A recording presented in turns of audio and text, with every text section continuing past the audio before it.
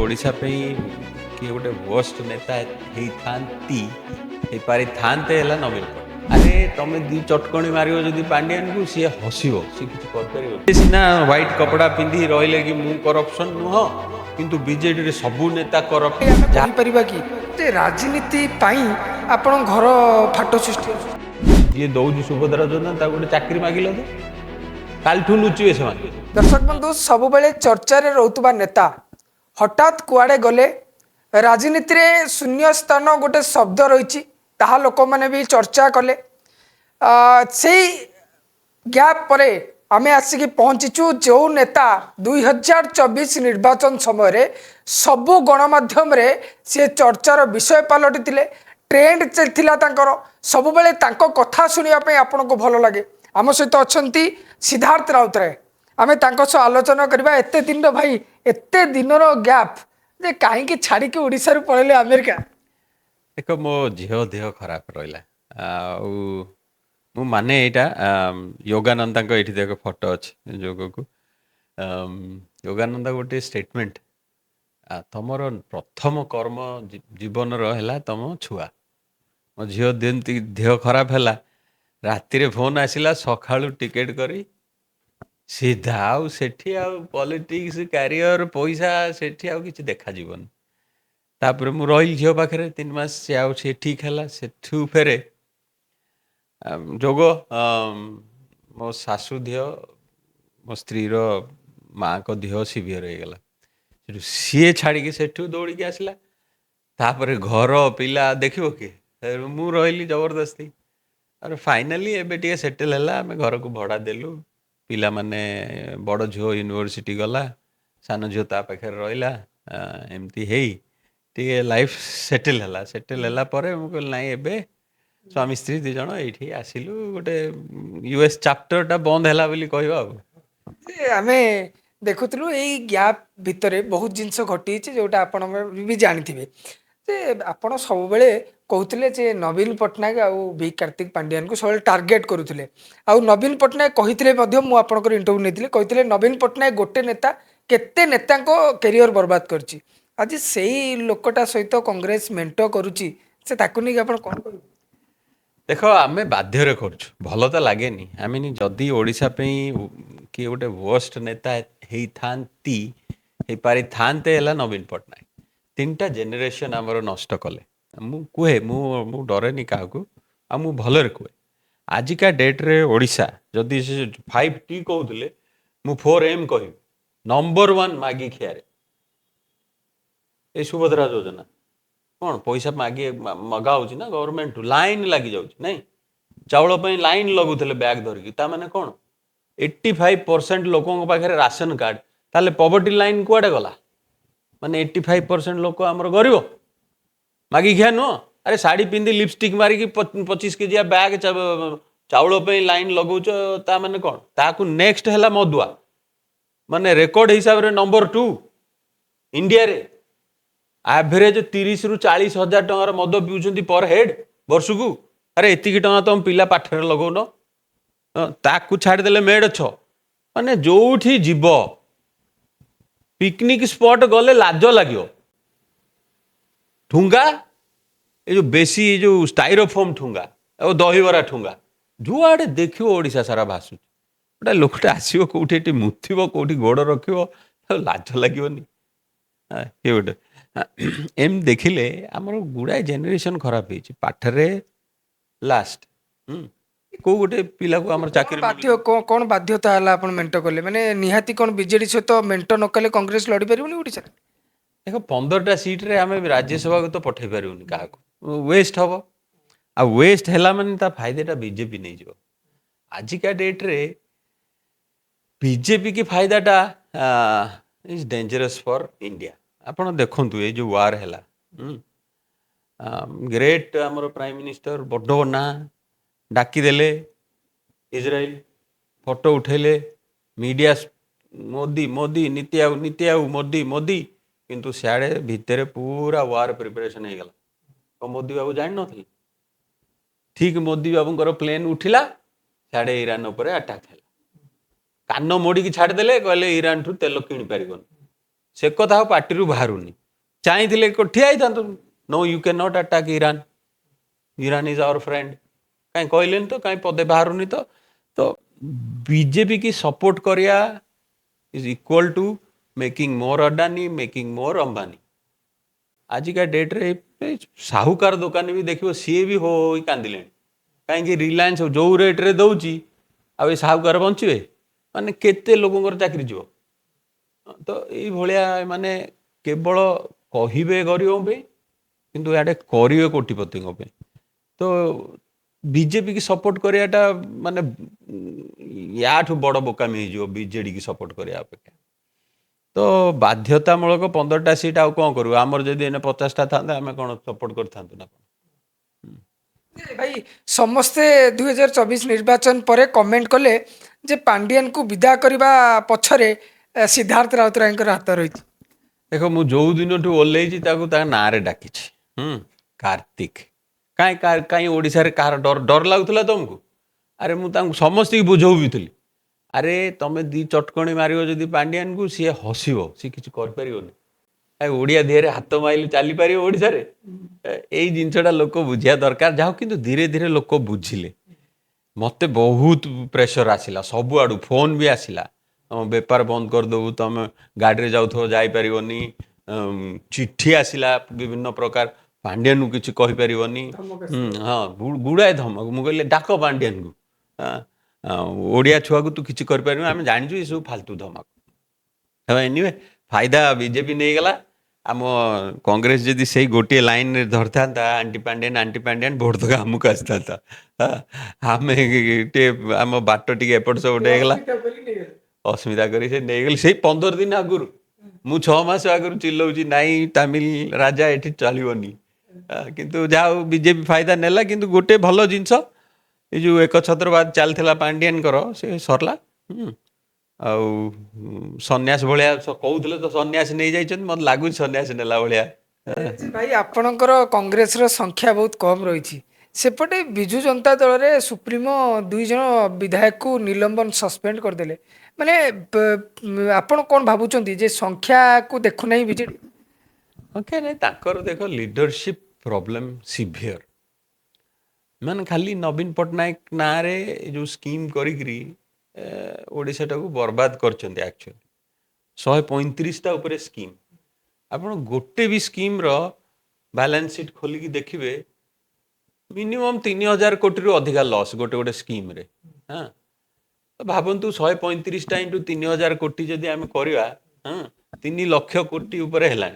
3 लाख कोटी रे बोधे ओडिशा रे गोटाए माने चाल घर देखा मिल न था, सी जी स्कीम रे वेस्ट कर पैसा। तो नेक्स्ट जनरेशन जनरेट करना निजे सिना व्हाइट कपड़ा पिंधि रहिले कि मु करप्शन नुह, किंतु बीजेडी रे सबू नेता करप्ट, जहाँ को आगू को छाड़िए लोक भोट देवेनी। ताकर नेक्स्ट जनरेशन नाई, तो सी जहाँ भी कर मत लगे जे नाई माने जमी डंगा बुड़िला बेलू से कणा बंद कर, यही कणा बंद कर, या चलती फायर फाइटिंग बेसी बाटा जीवन। भाई आपण नथिले सेपटे गुटे नुआ दल कांग्रेस ना रे बनागलानी, मुकिम को बहिष्कार करने पर कौन भावुचंती जे कांग्रेस भी एते दुर्बल अच्छी जे निलंबन कर दूची ता पाखरे कटक रे बे शह शह लोकंकर कांग्रेस रो समर्थक माने पळेलेनी मुकिम को जिबे। सबु पार्टी रे प्रॉब्लम रहउची। गोटे तो मु जहाँ देखी देख से बीजेडी हो आम कांग्रेस हो कि बीजेपी हो, नुआ जेनेरेशन आसुना पॉलिटिक्स को, से गोटे प्रकार नेता आसुचंती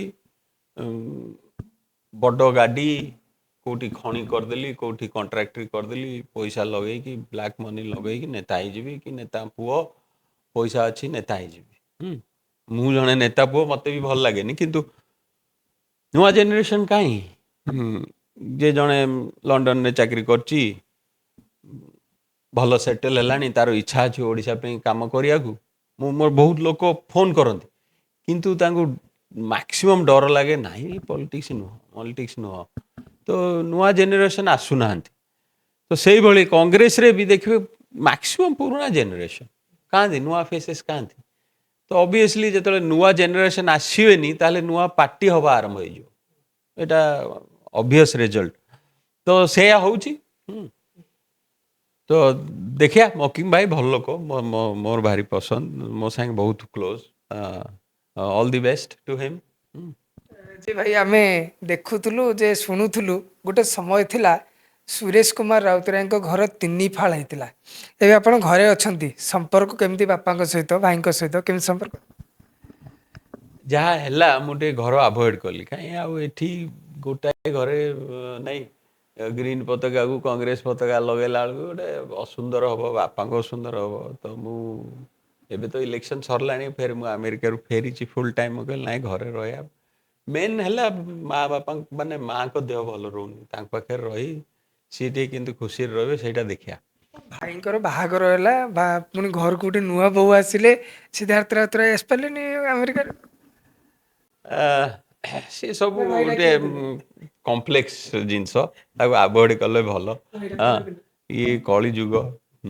ମାନେ ଆମେ ଭଗବାନ ପୂଜୁଛୁ ଭାଇ ଭଉଣୀ, ନାଇଁ ଜଗନ୍ନାଥ, ହଁ, ସୁଭଦ୍ରା, ବଳଭଦ୍ର, କିନ୍ତୁ ଯାହା ଘରେ ଦେଖିବୁ ଭାଇ ଭଉଣୀ ବାଡ଼ିଆ ବାଡ଼ି।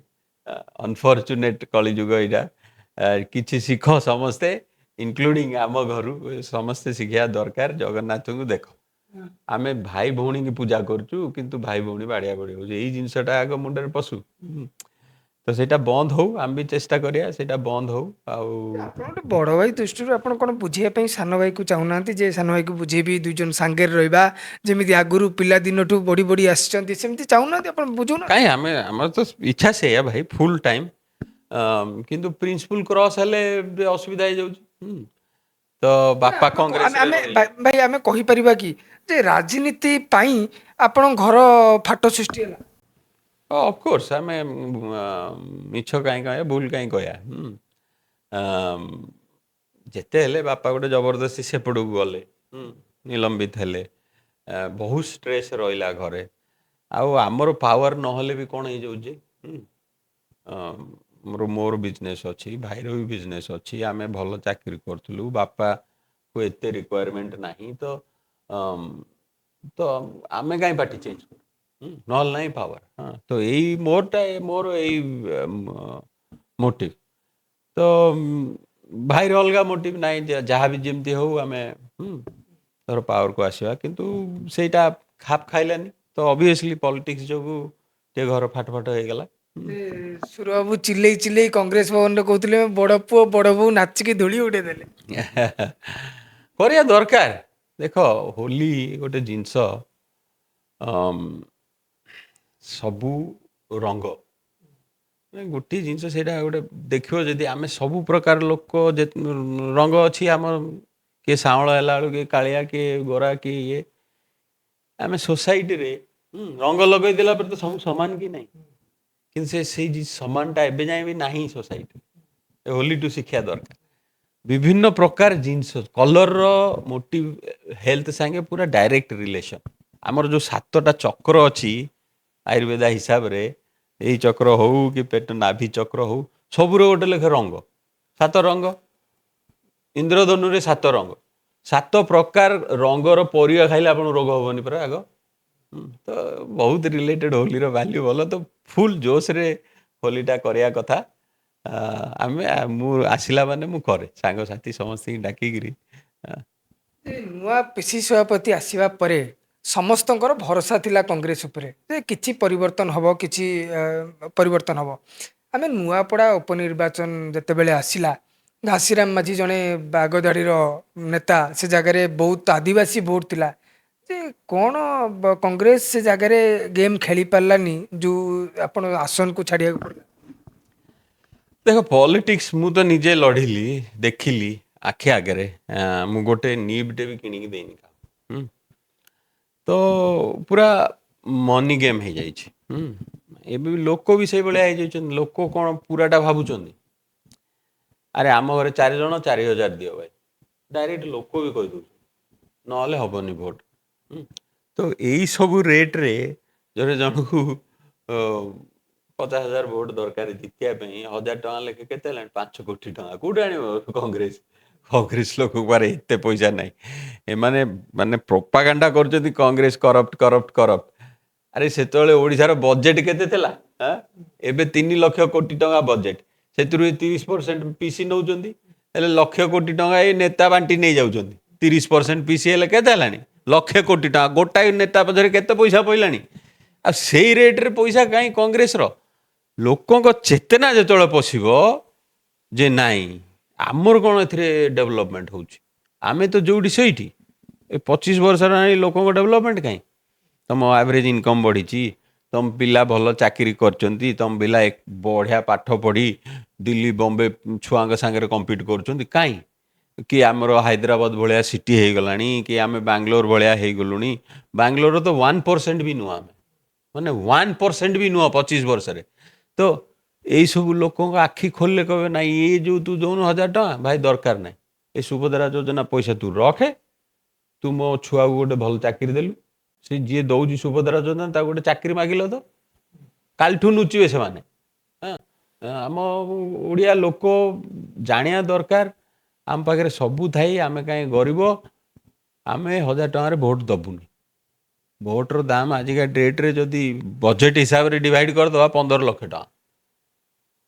5 ବର୍ଷର ବଜେଟ୍, 5 ବର୍ଷକୁ ଥରେ ସରକାର, 15 ଲକ୍ଷ କୋଟି।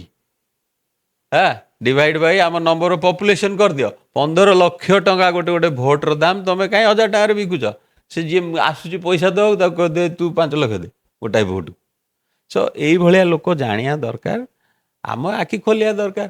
ତ ମୁଁ ବି ବହୁତ ଖରାପରେ ହାରିଥିଲି, ସାଇକେଲରେ ବୁଲୁଥିଲି, ସବୁ କହିଲେ ଏଇ କ'ଣ ସାଇକେଲରେ ନେତା ହବୁ? ମିନିମମ୍ ତ ଟୋୟୋଟା ଫର୍ଚୁନର ନହେଲେ ନେତା ହେଇପାରିବୁନି। ଆରେ ଯିଏ ଟୋୟୋଟା ଫର୍ଚୁନର କିଣୁଛି ସେ କେତେ ଟଙ୍କା କେଉଁଠି କରପ୍ସନ୍ କରିଥିବ, ସେଇଟା କ'ଣ ଲୋକ ବୁଝୁଛନ୍ତି? ତ ସେଇ ଯେତେବେଳେ ଫିଲିଂ ଆସିବ ଯେ ନାଇଁ, ଦେଖ ନେପାଳରେ ଆସିଲାଣି ସେ ଫିଲିଂ, ୟଙ୍ଗ ରାପର ହେଲାଣି ପ୍ରେସିଡେଣ୍ଟ ନେପାଳର। ବାଂଲାଦେଶରେ ବି ଗୋଟେ ୟଙ୍ଗ ଟୋକାଟେ ହେବ।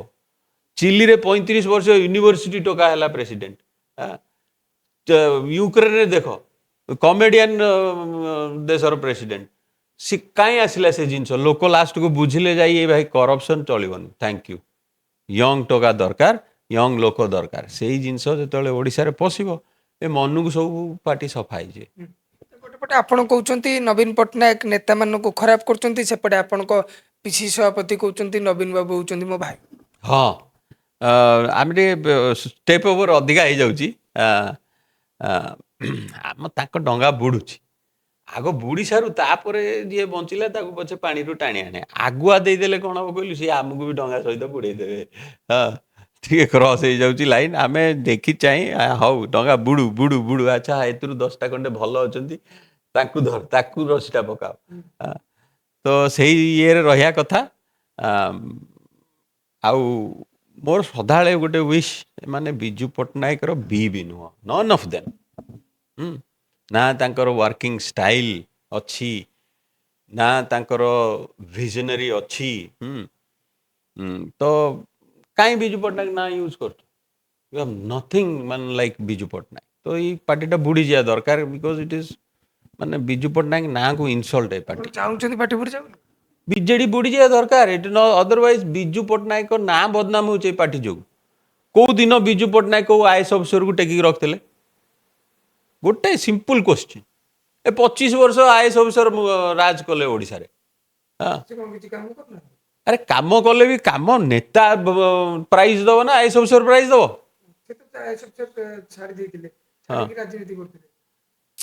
ନାଇଁ ନାଇଁ ନାଇଁ, ଖାଲି ଗୋଟେ ଆଇଏସ୍ ଅଫିସର ନୁହଁ, ତୁ କୋଉ ବି ମିଟିଂ ଯିବୁ ଭାଇ ନେତା ତଳେ ବସିବେ, ଆଇଏସ୍ ଅଫିସର ପ୍ରାଇଜ ଦେବେ, ଆଇଏସ୍ ଅଫିସର ଭାଷଣ ଦେବେ।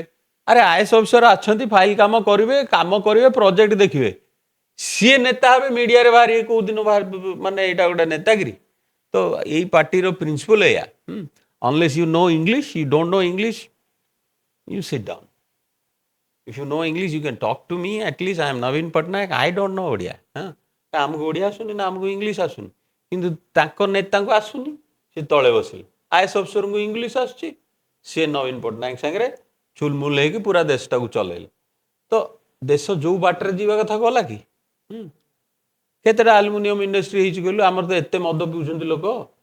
ଏ ଯେଉଁ ଆଲୁମିନିୟମ କ୍ୟାନ୍ ତିଆରି ହେଉଛି ଓଡ଼ିଶାରେ, ଆଲୁମିନିୟମ ଆମର ନାହିଁ। କ୍ୟାନ୍ ଆଉ କୋଉଠି ତିଆରି ହବ, ମଦ ଆଉ କୋଉଠି ତିଆରି ହବ, ଆମେ ପଇସା ବର୍ବାଦ କରିବାରେ ଏକ୍ସପର୍ଟ। ସେଇଭଳିଆ ଏ ଥାଳି କଂସା ତାମିଲନାଡୁର ଆସୁଛି, ଷ୍ଟେନଲେସ୍ ଷ୍ଟିଲ୍ ଥାଳି, କାରିଗର କୋଉଠାର? ଓଡ଼ିଶାର। ଦାଦନ ଖଟିବାକୁ ଯାଇଛନ୍ତି ସବୁ। ଆଚ୍ଛା, ଆମର ଷ୍ଟିଲ୍ ଥାଳି ତିଆରି କରିବେ ଓଡ଼ିଆ, ଓଡ଼ିଆ ଥାଳି କିଣିବେ ଖାଇବେ, ପଇସା କାହାକୁ ଗଲା? ତାମିଲନାଡୁ ଲୋକଙ୍କ ପାଖକୁ। ଏଇଭଳିଆ ଇଣ୍ଡଷ୍ଟ୍ରି କାହିଁ? ତ ଏମାନେ କିଛି ଆକ୍ଚୁଆଲିରେ କରିନାହାନ୍ତି। ଯାହା ଭିଜନ ଥିଲା ନବୀନ ବିଜୁ ବାବୁଙ୍କର, ସେ ସେତେବେଳେ କରିଦେଇ ଯାଇଥିଲେ। ତାପରେ କାହିଁ ଗୋଟେ ଗୋଟେ ସିଟି ହେଇଛି, ରାଉରକେଲା ଭଳିଆ ଗୋଟେ ସିଟି ହେଇପାରିନଥାନ୍ତା 25 ବର୍ଷରେ, ଯେତିକି ଟଙ୍କା ଅଛି ଆମ ପାଖରେ। ସୋ ବିଜେଡି ବୁଡ଼ିଆ ଦରକାର। ଆଉ ନୂଆ ୟଙ୍ଗ ପାର୍ଟି ଯଦି ବି ଆସୁଛି, ୱେଲକମ୍। ଭାଇ ଏବେ ଗୋଟେ ସମସ୍ୟା ହେଲାଣି, ଲୋକମାନଙ୍କ ମୁଣ୍ଡରେ ଗୋଟେ ଚିନ୍ତା ଯେ ତେଲ ଆଉ ମିଳିବନି 15 ଦିନ ପରେ। ଯେ ଏଇ ଯୋଉ ଭିତରେ ଆମେ କାହାକୁ ଦୋଷ ଦେବାଟା ଠିକ ରହିବ? ଆମେ ଜୟ ଶ୍ରୀମ କହିବା, ଜୋର ସେ ଜୟ ଶ୍ରୀରାମ, ଜୟ ଶ୍ରୀରାମ। ତେଲ ମାନେ ସେତୁ ଭଳିଆ ଜଏଣ୍ଟ ହେଇଯିବ, ତେଲ ଆସିବ। ଲୋକ ବୁଝିବା ଦରକାର, ଏ ଯୋଉ ବିଜେପି ବାଲା କରୁଛନ୍ତି କେବଳ ଜୟ ଶ୍ରୀରାମ ୟୁଜ୍ କରିକି ପାୱାର କେମିତି ଆଗକୁ ଆସିବ। ଆରେ ରାବଣ ବି ସେଇଆ କରୁଥିଲା, ଭଗବାନଙ୍କ ନାଁ ଡାକି ଡାକିକି ସବୁ ଯାକ ପାୱାର ମୋ ପାଖରେ, କି ନାହିଁ? କି ସେ ଭସ୍ମାସୁର ବି ସେଇଆ କରୁଥିଲା, କି ମହିଷାସୁର ବି ସେଇଆ କରୁଥିଲେ। ପାୱାରଟା କୋଉଠୁ ଆଣୁଥିଲେ? ଭଗବାନଙ୍କ ନାଁ ଡାକି ଡାକି ପାୱାର ନେଇଗଲି, ଓମ୍ ନମ ଶିବାୟ କରି କରି ପାୱାର ମୋ ପାଖରେ। ତାପରେ ଭାଇ ମୁଁ ସବୁ ଯାକ ନେବି। ଆରେ ଜଣେ ଗୋଟାଏ ପୋର୍ଟ ନବ, ହଁ ଯାଉ ଭଲ କଷ୍ଟ କରି ଗୋଟେ ବଢ଼ିଆ ପୋର୍ଟ କରିଛି। ତାପରେ ଯଦି ସେ ଲୋକଟା କହିବ ଇଣ୍ଡିଆର ଯେତେଟା ପୋର୍ଟ ମୋର, ସେ ଲୋକଟା ଅସୁର ନା ସେଟା ନର୍ମାଲ ଲୋକ? ଲୋକ ଜାଣିବା ଦରକାର। ଏଇଭଳିଆ ସବୁ ତିଆରି ହଉଛନ୍ତି ସେଠି। ଏଠି ଜୟ ଶ୍ରୀରାମ କହିଲା ବାଲା ଅସୁର ନା ଏଇ ନର୍ମାଲ ଭକ୍ତ? ଯଦି ଭକ୍ତ ତାହେଲେ ଚୈତନ୍ୟ କୀର୍ତ୍ତନ କର। ୱାର୍ଲଡ ସାରା ହିନ୍ଦୁଇଜମ ବଢ଼ିଲାଣି କେବଳ ସେଇ ଭକ୍ତି ମୁଭମେଣ୍ଟ ଯୋଗୁ, କୀର୍ତ୍ତନ ଯୋଗୁ। ଏ ତଡ଼ା ଧରି ସଲ୍ୟୁଟ ମାରି ବ୍ରିଟିଶରଙ୍କ ଭଳିଆ ପରେଡ କରିକିରି ଜୟ ଶ୍ରୀରାମ କହିଲେ ହିନ୍ଦୁଇଜମ ବଢ଼ିବନି କୋଉଠି। ଲୋକ ଡରିକିରି କହିବେ ନାଇଁ ଏମାନେ କନଜରଭେଟିଭ, ଏଇଆ ବୋଲି କହିବେ ହିନ୍ଦୁଇଜମକୁ। ତ ଏମାନେ ଅଧା ହିନ୍ଦୁ, ଆଙ୍କୁ କହିବୁ ଇଏ ଯେତେବେଳେ, ମୁଁ ତ ବହୁତ ଲୋକଙ୍କୁ କୁହେ, ମୋତେ ଯିଏ ଜୟ ଶ୍ରୀରାମ କହିଲା ମୁଁ କହିଲେ ହରେ କୃଷ୍ଣା। ହରେ କୃଷ୍ଣା କହିଲା ବେଳକୁ ଆଙ୍କ ଗୋଡ଼ ମାଟି ଖସିଯିବ ଗୋଡ଼ ତଳୁ। କାହିଁ ହରେ କୃଷ୍ଣା ଗୌଡ଼, ଛୋଟ ଜାତି ବି କୁଣ୍ଢେଇବେ। ଆମ ଜଗନ୍ନାଥ କଳା ନାଇଁ, ତାଙ୍କର ହାତ ଗୋଡ଼ ନାହିଁ, ସେ ସମସ୍ତଙ୍କୁ କୁଣ୍ଢେଇବେ। ସାଲବେଗ ମୁସଲିମ, ତାଙ୍କର ଭକ୍ତ, ତାଙ୍କୁ ବି କୁଣ୍ଢେଇବାକୁ ପଡ଼ିବ। ସେଥିପାଇଁ ଜୟ ଶ୍ରୀରାମ କହିଦେଲେ ଆମେ ଏପଟେ ଖସିଯିବୁ ଖାଲି। ଆରେ କ'ଣ ଖାଲି ରାମ ମନ୍ଦିର କରିଦେଲେ ମାନେ ହେଇଯିବ ହିନ୍ଦୁଇଜମ? ତ ଲୋକ ଜାଣିବା ଦରକାର, ବିଜେପି ଇଜ ହାଫ୍ ହିନ୍ଦୁ। ଯୋଉଦିନ ସିଏ ହରେ ରାମ ହରେ କୃଷ୍ଣ କରିବେ, ଆମେ କହିବୁ ଯେ ନାଇଁ ଯାଉ ଏମାନେ ଫୁଲ ହିନ୍ଦୁ। ତ ଏଇଭଳିଆ ପାର୍ଟି କି ଯୋଉ ଅସୁର ତିଆରି କରୁଛି ଯୋଉ ପାର୍ଟି, ସେ ପାର୍ଟି କି ଆପଣ ଜାଣିଯିବା ଦରକାର। ଯେ ଭାଇ ଶେଷ ପ୍ରଶ୍ନ ପଚାରିବି, ଲୋକମାନେ ଚର୍ଚ୍ଚା କରୁଛନ୍ତି ଆଉ କିଛି କଂଗ୍ରେସ ନେତାମାନେ ବି ଚର୍ଚ୍ଚା କରୁଛନ୍ତି ଯେ ଇଏ ମେଣ୍ଟ ଖାଲି ରାଜ୍ୟସଭା ପାଇଁ ନୁହଁ, ଏ ମେଣ୍ଟ ହେଉଛି ସରପଞ୍ଚ ନିର୍ବାଚନ ପାଇଁ। ଆପଣ କହିଲେ ଆପଣଙ୍କ ପାଖରେ ସଂଖ୍ୟା ନାହିଁ ବୋଲି ଆପଣ ସମର୍ଥନ ଦେଲେ। ଯଦି ସରପଞ୍ଚ ନିର୍ବାଚନ ପାଇଁ ଆପଣଙ୍କ ପିସି ସଭାପତି କୁହନ୍ତି ଯେ ଆମେ ବିଜେଡି ସହିତ ଆମେ ମେଣ୍ଟରେ ରହିବୁ, ଆପଣଙ୍କର ମତାମତ କ'ଣ ରହିବ? ଦେଖ, ପଲିଟିକ୍ସ ଗୋଟେ ଲେବୁଲରେ ଏନିମି ଏଗେନ୍ଷ୍ଟରେ ଖେଳାଯାଏ। ତ ବିଜେଡି ଆମର ସବୁଠୁ ବଡ଼ ଏନିମି ଥିଲା, କି ଅଛି ବି କହିବାକୁ ଗଲେ, ସେ ତ ସରିନି ଏବେ ଯାଏଁ। ଆଉ ବିଜେପି ଏବେ ଏଇନେ ସବୁ ସଦାବେଳେ ଥିଲା, ସେଣ୍ଟରରେ ତ ପୁରା 1-to-1 ଏନିମି। ତ ଯୁଦ୍ଧ ଯେତେବେଳେ ହୁଏ, କିଛିଟା କୃଷ୍ଣଙ୍କର ରୁଲ ପକେଇବା। ଯଦି ମେଣ୍ଟ କୋଉଠି ହୁଏ ଯେ ସେଠି ମେଣ୍ଟ ହେଲେ ବିଜେପି ହାରିଯିବ, ତ ଅବଭିୟସଲି ମାନେ କୃଷ୍ଣଙ୍କର ରୁଲ ଟିକେ ପକେଇବାକୁ ପଡ଼ିବ, ମହାଭାରତ ଭଳିଆ। ସେଠି ମେଣ୍ଟ ହବ। ଆଉ ଯୋଉଠି ଆମେ ନିଜେ କରିପାରିବୁ ସେଠି ମେଣ୍ଟ ହବନି। ଅସ୍ତ୍ର ପାଇଁ ବିଜେଡି ରଖୁଛନ୍ତି। ହଁ, BJD is a use and throw party right now. BJP use କଲା, ଆକ୍ଚୁଆଲି ଭୁଆଁ ବୁଲେଇ ଦେଲେ, ଭିତରେ ଭିତରେ କୋଆଲିସନ୍ ହେଲା। ମୋତେ ତ ଲାଗୁଛି ପାଣ୍ଡିଆନକୁ ପୁରା ଫାଇଲ ଖୋଲି ଏମିତି ମୋଡ଼ିଦେଲେ ସେ ସବୁ ଯାକ ସିଟ୍ଟି ନିଜ ହାତରୁ ନିଜେ ଦେଇ ଦେଇଛନ୍ତି। ମୁଁ ସେତେବେଳେ ଏତେ କହିଲି ସମସ୍ତଙ୍କୁ ଏ ଭୁଲ କାମ ହଉଛି। ଯୋଉ ଲୋକ ଭୁବନେଶ୍ୱରରେ ଠିଆ ତ ସିଏ ଠିଆ ହବ ପୁରୀରେ, ଯୋଉ ଲୋକ ନାଇଁ ଜୟପୁରରେ ଠିଆ ହବ ସିଏ ହବ ସମ୍ବଲପୁରରେ। ଆରେ ତମେ ଯଦି 18ଟା MP ସିଟ୍ ଏମିତି ଏପଟ ସେପଟ କରିଦବ ମାନେ ହାରିଆଟା ସୁନିଶ୍ଚିତ। ତା ମାନେ କ'ଣ ଶାହା ବାବୁ ଏଇଟାକୁ ଡିସାଇଡ୍ କରିଛନ୍ତି ମାନେ ପୁରା ଏକ୍ସେଲ ସିଟ୍ ପକେଇ ଯଦି ହିସାବ କରିକି ଦେଖିବ 18ଟା ସିଟ୍ ଏମାନେ ଡିଲ୍ କରିଦେବେ। 18ଟା ଦଉ ଦଉ 20ଟା ପଳେଇଲା, ତା ସାଙ୍ଗକୁ MLA ସିଟ୍ ତକ ବି ଗଲା। ତ ଏଇ ଯୋଉ ଡିଲ୍ରେ ବିଜେଡି ଏମାନେ ବିଜେପି ପୁରା ୟୁଜ୍ ଆଣ୍ଡ ଥ୍ରୋ କରିଦେଲା ବିଜେପି। ତ ଅବଭିୟସଲି ଆଙ୍କର ସେ ବଡ଼ ପାର୍ଟି ହେଇପାରିଥାନ୍ତି at this point of time, କିନ୍ତୁ ତାଙ୍କର ଫ୍ୟୁଚର ନାହିଁ। ତ everybody will try to use them. ଆପଣ ତ ତାହେଲେ ବିଜେଡି ନେତାଙ୍କ ସହିତ ଯିବେ, ନିମାପଡ଼ା ବୁଲିବେ, କଥା ହେବେ, ଡିସ୍କସନ୍ କରିବେ। ଆପଣ ଲୋକ ଆପଣଙ୍କୁ ପ୍ରଶ୍ନ ପଚାରିବେ, ଆପଣ କହୁଥିଲେ ଦିନେ ବିଜେଡି ଖରାପ, ପୁଣି ବିଜେଡି ସହିତ ମେଣ୍ଟ କରୁଛନ୍ତି। ଦେଖ panchayat election is not about actually panchayat election ଯୋଉଟା ବିଜୁ ପଟ୍ଟନାୟକ କରିଥିଲେ ପଞ୍ଚାୟତ ରାଜ, ସେଠି ପାର୍ଟି ସିମ୍ବଲ ନଥାଏ।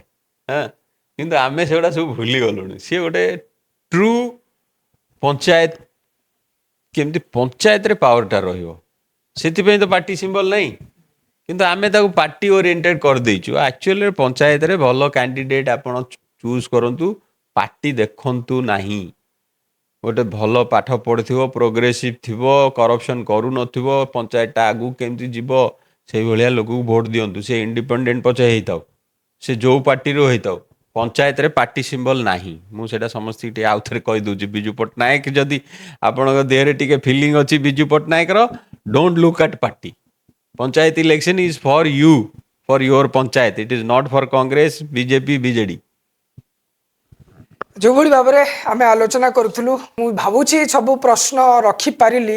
ଯଦି କିଛି ପ୍ରଶ୍ନ ଆପଣଙ୍କ ମନରେ ଥିବ, ମୁଁ ତାକୁ ସିଦ୍ଧାର୍ଥ ଭାଇଙ୍କ ପାଖରେ ପଚାରିବା ପାଇଁ ଚେଷ୍ଟା କରିବି। ଆପଣ କମେଣ୍ଟ ବକ୍ସ ମାଧ୍ୟମରେ ଜଣାଇବେ କେମିତି ଲାଗିଲା ଇଣ୍ଟରଭ୍ୟୁ, ଆଉ ଆପଣଙ୍କର କ'ଣ ପ୍ରଶ୍ନ ରହିଛି ସିଦ୍ଧାର୍ଥ ଭାଇଙ୍କ ପାଇଁ। ଭୁବନେଶ୍ୱରରୁ ପ୍ରଦୀପଙ୍କ ସହ ଜ୍ୟୋତି ପଟ୍ଟନାୟକ, ଚର୍ଚ୍ଚା ନ୍ୟୁଜ୍।